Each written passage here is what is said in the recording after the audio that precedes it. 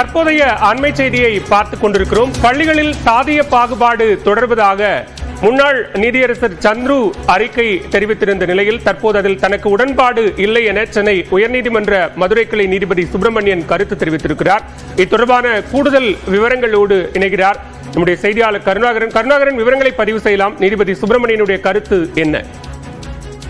பாலா, அதாவது மதுரையில் காலியாக உள்ள மதுரையில் அரசு மருத்துவக் கல்லூரியில் காலியாக உள்ள டீன் முதல்வரை நியமிக்க கோரி மதுரையை சேர்ந்த வெர்னிகா மேரி என்பவர் ஒரு மனு தாக்கல் செய்திருந்தார். இந்த மனு நீதிபதிகள் சுப்பிரமணியன் மற்றும் விக்டோரியா கௌரி அமரும் முன்பு விசாரணைக்கு வந்தது.